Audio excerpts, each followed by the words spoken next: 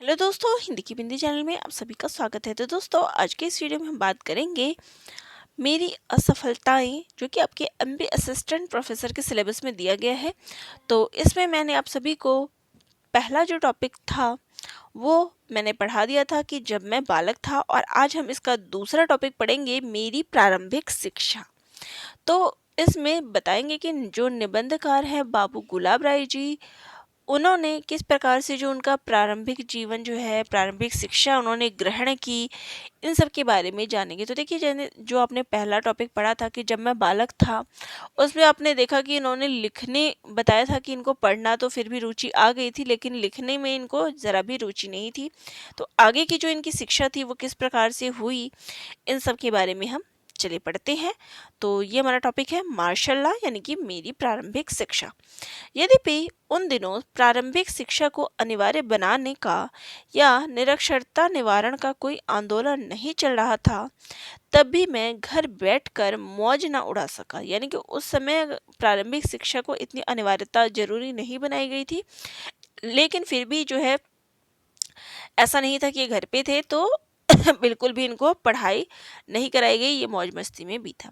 पढ़े लिखे घरों में तो शायद विद्या आरंभ संस्कार उतना ही जरूरी है जितना कि विवाह, शायद उससे भी ज़्यादा, क्योंकि विवाह का बंधन कुछ दिन टल भी जाता है, लेकिन शिक्षालय का जेल खाना तो बच्चे के खेलने खाने के दिनों में ही तैयार कर दिया जाता है। विद्या निधि भगवान रामचंद्र और कला निधि भगवान कृष्ण को भी गुरु गृह जाकर विद्याओं और कलाओं के अध्ययन की खाना पूर्ति करनी पड़ी। यदि आपको विश्वास ना हो तो बाबा तुलसीदास जी का प्रमाण दे सकता हूँ। गुरु गृह पढ़न गए रघुराई। तो यहाँ पर तुलसीदास जी ने जो है, जब श्री रामचंद्र जी विद्या ग्रहण करने गए, तो उन्होंने ये लिखा है कि गुरु गृह पढ़न गए रघुराई, कि ये जो गुरु गृह रघुराई जो है, यानी श्री रामचंद्र जी कहाँ गए, गुरु के गृह में गए। तो पढ़ना तो उनको भी पड़ा था, तो ये चीज़ उनको भी, इसलिए लेखक को भी ये चीज़ झेलनी पड़ती है। अगर आप बहुत झगड़ा करेंगे तो श्रीमद् भागवत का भी प्रमाण दे दूंगा। कृष्ण भगवान ने 64 दिनों में कलाएं सीखी थी। सांडिल्य संदीपन संदीपन मुनि का नाम तो उनके शिष्यत्व के कारण ही अमर हुआ। तो जो संदीपन थे, जो कृष्ण जी के गुरु थे, उनसे उन्होंने दीक्षा ली थी। मेरे पिता सरकारी नौकर थे, उर्दू से उन्हें द्वेष न था। इतना ही नहीं, वे उसका पढ़ना जरूरी समझते थे, क्योंकि उन दिनों बिना उर्दू ज्ञान के पासपोर्ट के सरकारी नौकरी के क्षेत्र में प्रवेश करना असंभव था। तो भी कुछ धार्मिक संस्कार के कारण मेरी शिक्षा का प्रारंभ बिस्मिल्लाह इरहमानुर्रहीम नहीं हुआ। पगड़ी अंगरखे से सुसज्जित एक पंडित जी आए। उनका नाम पंडित लालमणि था। तो देखिए, किन से उन्होंने शिक्षा प्रारंभ की? पंडित लालमणि से। वे अपने नाम के आगे शर्मा वर्मा कुछ नहीं लिखते थे। विद्या आरंभे विवाहे च के अनुसार उन्होंने गणेश जी के 12 नामों का उच्चारण किया, कि जिस प्रकार से जब कोई शुभ काम होता है तो गणेश जी की स्तुति की जाती है, तो इसी प्रकार से उन्होंने जो है, विद्या के आरंभ करने से पहले, पढ़ाई शुरू करने उससे पहले, गणेश जी के 12 नामों का उच्चारण किया। मुझसे हाथ पकड़कर श्री गणेशाय नमः लिखाया गया। उस समय मैं चित्रलिपि की बात तो नहीं जानता था, लेकिन मेरा विश्वास हो गया था कि श्री का संबंध गणेश जी की मूर्ति से है। श्री में भी एक सूंड सी रहती है। अक्षरारंभ कुछ घर पर हुआ, कुछ पाठशाला में, मुझे मालूम नहीं अक्षर ज्ञान कराने में किसको कितना श्रेय है। हाँ, इतना अवश्य याद है कि मुझे कोई किताब नहीं दी गई थी। पट्टी पर बुद्धिके से लिखना चाहे उतना वैज्ञानिक और कलात्मक ना हो जितना कि अनार और अमरूद से अ का बोध करना। किंतु मेरा विश्वास है कि लिखने में हाथ की पेशियों का अक्षरों के आकार से परिचित हो जाना अक्षर बोध में अधिक सहायक होता है। तो कहते हैं कि अक्षर बोध के लिए जो है, अनार और अमरूद से जो है बोध कराना, हाथ की पेशियों से भी मतलब लिखने के बारे में बता रहे हैं कि अगर कोई हाथ से लिखता है तो क्या होता है कि आपकी मांसपेशियां भी उस चीज़ को लिख रही है और अक्षर से भी आप परिचित हो पा रहे हैं। उस पाठशाला में एक लड़का था जिसको टीकू कहते थे। माया के 3 नाम परसा परसी परसराम वाली बात के अनुसार विकास क्रम में टीकू उसके नाम की दूसरी ही श्रेणी थी। अभी वह टीकाराम नहीं बन सका था। तो वाकई कवि ने लेखक ने जो है बहुत अच्छे अच्छे उदाहरण और बहुत अच्छी अच्छी चीज़ें इसमें बताई है। वह रामायण अच्छी पढ़ता था। उस समय उसकी तरह से रामायण पढ़ लेना मेरी शिक्षा संबंधी महत्वाकांक्षाओं की चरम सीमा थी। खेद है कि उस उच्चतम शिखर की छाह तक नहीं छू पाया हूँ। पाठशालाएं उस समय भी पिछड़ चुकी थी। तहसीली स्कूलों और मकतबों का बोलबाला था। जब तक पाठशाला में पढ़ा तब तक में तो मेरे ऊपर दंड विधान लागू नहीं हुआ। शायद तब तक पंचवर्षाणी लालियत की बात चल रही थी कि 5 वर्ष का जब तक ना हो जाए तो क्या है, लाड़ प्यार में पढ़ रहा है। यद्यपि उस समय मेरी उम्र शायद 6 वर्ष की हो गई थी, लेकिन तहसीली स्कूल में आते ही दंड विधान के दावे के साथ शुरू हुआ। तो कहते हैं कि जब तक छोटे में थे, मतलब 5 वर्ष से कम में थे, तब तक तो वो लाड़ प्यार में पढ़े। लेकिन जैसे ही 6 वर्ष की आयु उनकी हो गई और जब तहसीली स्कूल में आए तो क्या हो गया कि दंड विधान यानी सजा जो है प्रारंभ हो गया। रवि बाबू ने अपने प्रारंभिक शिक्षकों की तुलना गुलाम बादशाहों के शासन से की थी। मैं उनको गुलाम कहने की दृष्टता नहीं करूंगा। रवि बाबू बड़े हैं, समर्थ हैं, समर्थ को नहीं दोष गुसाई, रवि पावक सरिता की नाई। लेकिन मैं इतना अवश्य कहूंगा कि वे दंडाधिकारी अवश्य थे। वे सन्यासी तो थे ही नहीं, क्योंकि वे कर्ममंडल नहीं धारण करते थे। वे कमंडल धारण नहीं करते थे, तो उनको सन्यासी तो हम नहीं कहेंगे। इसलिए वे राजा ही थे। मालूम नहीं राम राज्य में उस्ताद लोग दंड का प्रयोग करते थे या नहीं। तो ये कहते हैं कि जो राम राज्य था तब उस समय दंड विधान था कि नहीं ये तो नहीं पता, लेकिन जो जब लेखक ने पढ़ा तो उस समय दंड विधान चालू हो गया था। मुझे बाबा तुलसीदास जी की दंड जतन कर वाली उक्ति में संदेह है। उस जमाने में भी शायद उस्ताद लोग दंडधारी होते होंगे। अस्तु स्कूली दंड विधान में कान पकड़कर उठाना बैठाना तो शायद रहमदिली का परिचय देना था। तो अगर सिर्फ कान पकड़ के उठक बैठक कराए तो इसको लेखक ने क्या कहा है कि ये रहमदिल का परिचय है, यानी एक आसान चीज़ थी। उस समय के अध्यापकों का दिमाग सजा के प्रकार सोचने में यूरोप के इनक्विजिशन से कुछ कम न था। एक अध्यापक महोदय ने तो एक किवाड़ की जोर से घुमाकर मेरे सर में मारकर अपनी उर्वरा बुद्धि का परिचय दिया था। कहीं उंगलियों में कलम दबाते तो कहीं पेड़ से लटका देते थे। मुर्गा बनाना भी उस विधान की एक धारा में था। यहाँ पे मिसिंग है कि रूस उन लोगों का चलता था जो लकीर के फकीर थे। रूल डंडा हो गई, डंडा तो उन लोगों का चलता था जो लकीर के फकीर थे या अधिक प्रतिभावान ना थे। पुलिस वाले भी इन विधियों में से कुछ का प्रयोग करते हैं।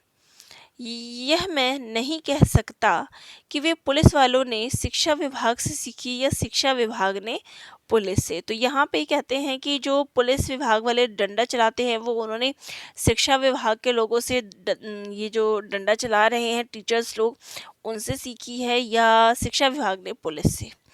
यह ऐतिहासिक अनुसंधान का विषय है और इस पर सहज ही मैं किसी को डॉक्टर की पदवी नहीं मिल सकती।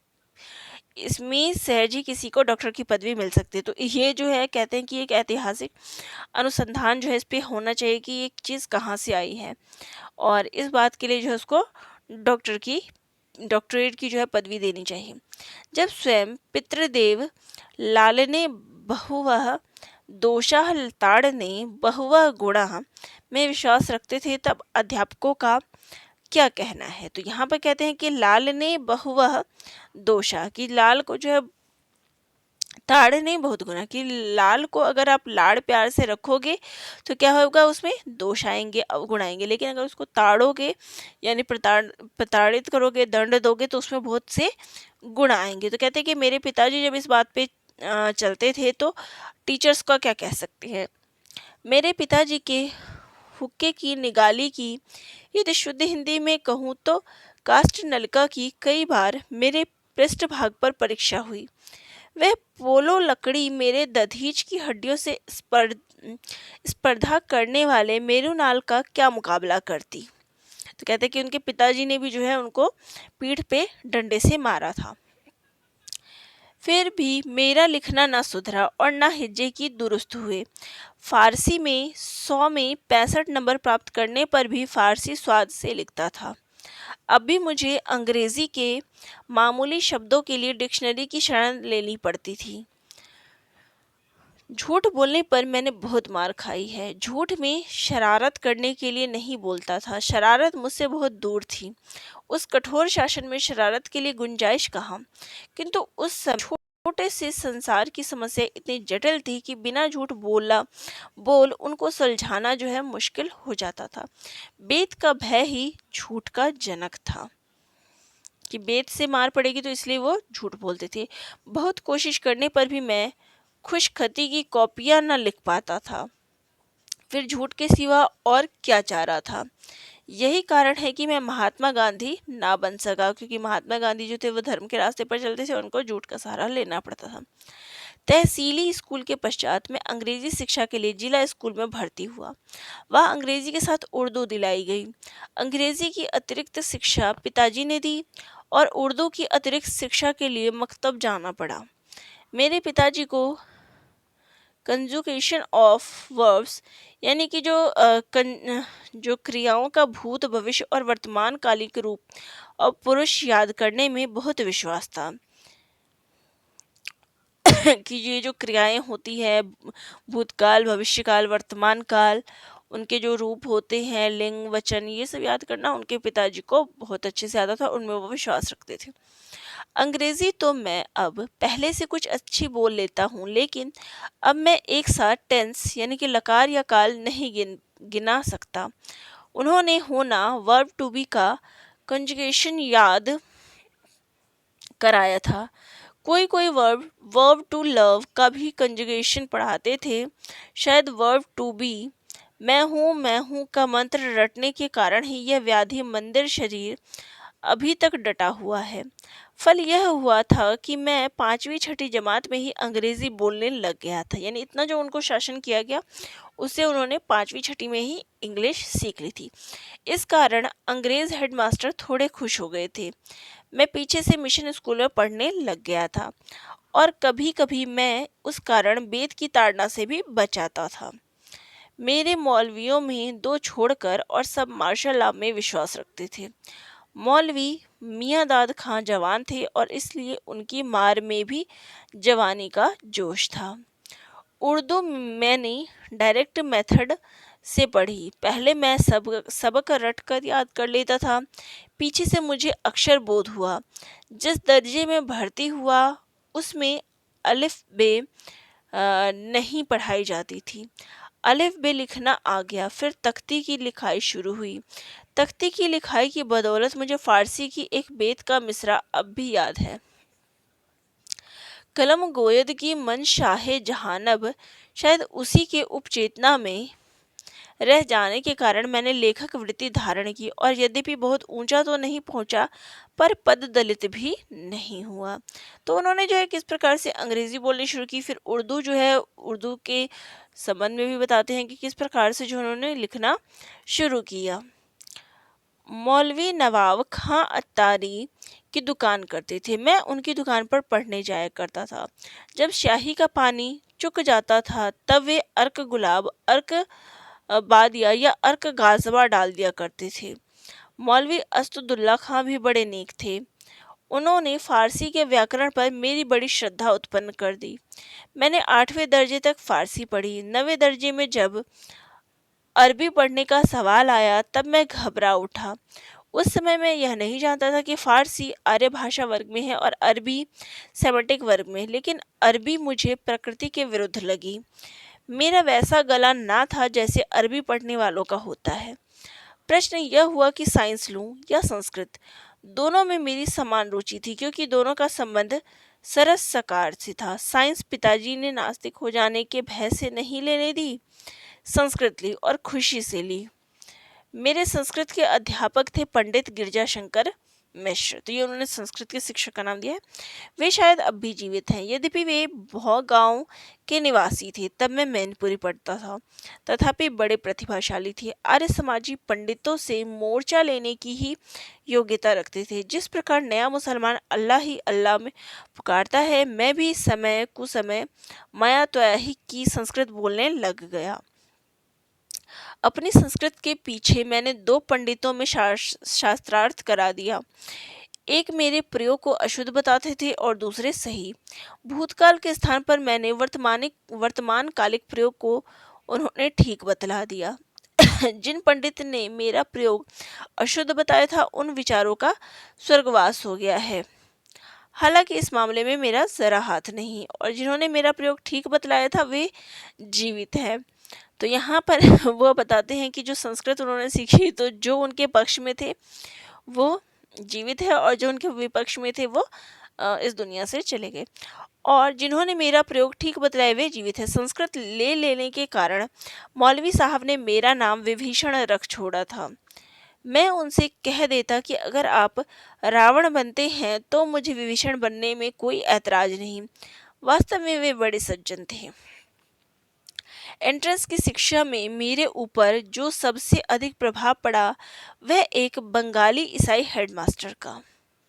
उनका नाम था एनसी मुखर्जी।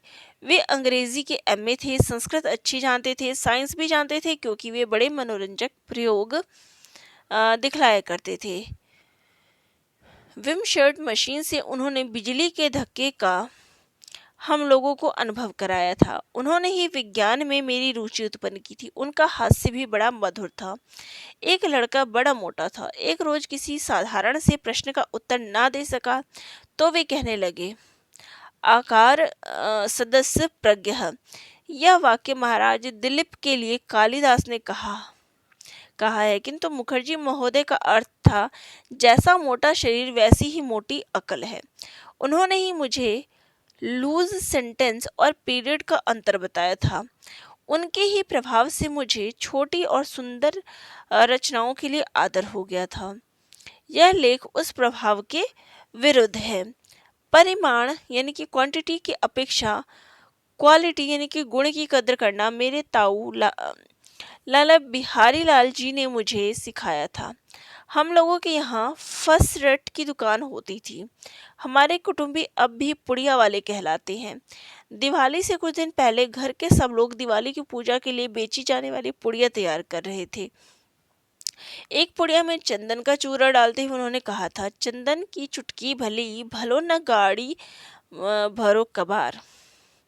कि चंदन की तो एक छोटी सी चुटकी ही भली है जो पूरे में खुशबू फैला देती है, चाहे गाड़ी जो है वो कबाड़े से भरी हो। मेरे पूछने पर उन्होंने मुझे उसका अर्थ भी समझाया था। उसका प्रभाव मेरे मन पर अभी तक है। मुखर्जी साहब ने तो मेरा एक निबंध ठीक किया था। उसकी बहुत सी बातें हिंदी और अंग्रेजी दोनों तरह की रचना करने में सहायता देती रही। उन्होंने मुझे बताया था कि छोटे शब्द से वाक्य को खत्म न करना चाहिए, और जहाँ एक शब्द छोटा हो और दूसरा बड़ा हो तो बड़े शब्द को पीछे रखना चाहिए। उनके बतलाए हुए हास्य के चुटकुले मुझे अब भी याद हैं। स्कूल की शिक्षा में इंस्पेक्टरों का जो हाथ था वह भूलने की बात नहीं है। स्कूल ऐसे सजाए जाते थे जैसे कि गवर्नर के आने में। मेरे एक मास्टर तो मखमल की अचकन पहनकर आया करते थे। एक बार इंस्पेक्टर महोदय ने शायद मजाक में कह दिया था, you look like a prince, कि तुम तो राजा जैसे दिखते हो। उन्होंने उसे बड़ी तारीफ की बात समझी। वे अंग्रेजी मुहावरों का अत्यधिक प्रयोग करते थे। उन्होंने मुझे अंग्रेजी गवारू प्रयोग भी बतलाए थे। स्कूल के दिनों में अंग्रेजी और संस्कृत से मुझे रुचि थी। शेष विषय तो कर्तव्य समझकर मैं उतनी ही अरुचि के साथ जितनी कि मेरी एक सनातन धर्मी मित्र आपत्ति धर्म के नाते मुसलमान कंपाउंडर के हाथ की बनी हुई दवा पीते हैं। हिसाब, इतिहास, भूगोल आदि विषयों को पढ़ लेता था। हिसाब से जी चुराकर भागता था। भक्ति भावना कुछ अधिक होने के कारण पिताजी की तो नहीं परम पिता की शरण लेता। जो भगवान बिल्ली के बच्चों को अवे की आग से बचा सकते थे, वे क्या मुझे मास्टर की कोपाग्नि में भस्म होने देंगे। संस्कृत पढ़कर कुछ पांडित्य प्रदर्शन का व्यसन हो गया था। आर्य समाज और सनातन धर्म के शास्त्रार्थों में भी अधिक रुचि थी। मैं सनातन धर्म का पक्ष लेता था और कभी कभी बहस में घंटों बिता देता। इस कारण मैं भी का रक्षक बन जाता था। मेरे पड़ोस में सुखलाल नाम के बढ़ई रहते थे। मैं उनकी कला का बड़ा प्रशंसक था और कभी कभी खराद की डोरी खींचकर मैं अपने को कार्यकुशल समझने लगा था। उनके नीम के नीचे रामायण और सबल सिंह चौहान का महाभारत, जो मेरे यहाँ बंगवासी के उपहार में आया था, आदि ग्रंथ पढ़े जाया करते थे। उनको मैं बड़े प्रेम से सुनता था। बस यही मेरा व्यसन था। ऐसे निर्व्यसन विद्यार्थी के इम्तिहान की तैयारी बहुत अच्छी होनी चाहिए थी, किंतु हिसाब, इतिहास आदि विषयों में रुचि न थी, फिर कैसे अच्छी होती। अभी तक कभी कभी स्वप्न में अपनी गैर तैयारी देखकर चौंक पड़ता हूँ। परीक्षा के लिए आगरे आया। बाबू बनारसी दास जी जैन की कृपा से वैश्य बोर्डिंग हाउस में ठहरा। आगरा कॉलेज के हॉल में परीक्षा दी। परीक्षा भवन के हाबू बाबू वर्तमान में आगरे के सुप्रसिद्ध डॉक्टर सुशील चंद्र सरकार से जान पहचान हुई। तब की मित्रता वे अभी तक निभाई जाती हैं। अब कभी रात विरात उन विचारों को बुला लेता हूँ। दूसरों का इलाज करते हुए भी वे उम्र चले जाते हैं। तो यहाँ पर वो स्कूल लाइफ का बता रहे हैं, फिर उसके ऊपर उन्होंने कैसे शिक्षा ली, कैसे इम्तिहान दिए, वहाँ उनको कौन मिला, आगे वो किस प्रकार से संगी रहे उनके, इन सब के बारे में बता रहे हैं। उन दिनों लीडर का जन्म नहीं हुआ था। परीक्षा फल जानने के लिए यूपी गजट की एकमात्र साधन थी। कभी कभी संपन्न मित्र या रिश्तेदार नैनीताल से तार भेज देते थे। उनके प्रामाणिकता में सदा संदेह रहता। भयंकर भूल भी हो जाती थी। फेल होकर पास होना तो प्रसन्नता को द्विगुणित कर देता है, किंतु पास की खबर पाने के पश्चात गजट में फेल हो निकलना गहरा मानसिक आघात पहुंचाता है। एक बार मिडिल के इम्तिहान के संबंध में ऐसा धोखा खा चुका हूँ। पृथ्वी के देवताओं को प्रत्यक्ष रूप से और आकाश के देवता अप्रत्यक्ष रूप से प्रसन्न किए गए। हलवाई का भला हुआ, बधाइयाँ मिली और बड़े बड़े लोगों के घर जाकर स्वयं प्राप्ति की, किंतु गजट आने पर पासे उलट पड़े दिखाई दी। लज्जा के कारण 2 दिन घर से बाहर नहीं निकला। दूध का चला छाछ भी फूक फूक कर पीता है। गजट की चातक की भांति प्रतीक्षा की। शंका विकंपित करो से गजट के पन्ने पलटे, नाम निकल आया। सारे शरीर से प्रसन्नता की विद्युत धारा सी दौड़ गई और मालूम नहीं किन किन देवताओं, देवी जी का या भैरवी जी का या महादेव जी का प्रसाद बांटा। उन दिनों सभी मेरे इष्ट देव थे। तो देखिए, रिजल्ट को लेकर जो एक्साइटमेंट रहती है, आजकल तो नेट की सुविधा थी, लेकिन उस समय तो ऐसा कुछ था नहीं। तो वाकई कुछ ही माध्यम होते थे जिनसे नेट का पता चलता था और रिजल्ट का पता चलता था, तो बहुत ही ज़्यादा दिक्कत होती थी। तो यही वो बता रहे हैं कि सोमवार को भोलानाथ महादेव के मंदिर में कपूर गौर मंत्र से आरती कर घी का दीपक चढ़ाता। मंगल को स्वर्ण शैलाभ हनुमान जी की गुड़धानी बांटता और शनिवार को भैरव जी को सिंदूर का चोला चढ़ाता था। कभी कभी विद्या बुद्धि के लिए बृहस्पतिवार का उपवास कर बेसन के लड्डुओं का भोग लगाता था। पास होने पर सभी को मन ही मन धन्यवाद दिया था। मेरी स्कूल की शिक्षा की इतिश्री हुई। यहाँ की बातें यहीं रह गई, अब आगे का सुनो हवाल। तो यहाँ तक उन्होंने अपनी स्कूल शिक्षा के बारे में बात की कि कैसे उनकी प्रारंभिक शिक्षा से जो है स्कूल लाइफ पूरी कैसी बीती, मिडिल का क्या हुआ, फिर उसके बाद जो अपर शिक्षा हुई वो कैसे हुई, और इस बीच उनसे कौन कौन कैसे मिला, उन्होंने कौन कौन से विषय पढ़े। तो सबका जिक्र जो है आपने इसमें पढ़ा। तो आपको ये वीडियो कैसा लगा कमेंट बॉक्स में कमेंट करिएगा। नेक्स्ट वीडियो में मैं अगला जो टॉपिक है हमारा वो मैं पढ़ूंगी, और इस प्रकार से जो है हम एक एक टॉपिक जो है पढ़ते जाएंगे। ये देख सकते हैं आप किस प्रकार से जो है विद्यार्थी रूप में जो निबंधकार हैं उनको आप यहाँ पे देख सकते हैं।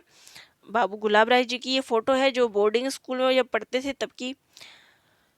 तो चलिए नेक्स्ट वीडियो में जिसका नेक्स्ट टॉपिक है वो हम पढ़ेंगे। तो एक एक टॉपिक हमारा यूं ही कंप्लीट हो जाएगा। तो वीडियो अगर अच्छी लगे तो चैनल को लाइक शेयर और सब्सक्राइब करिएगा। धन्यवाद।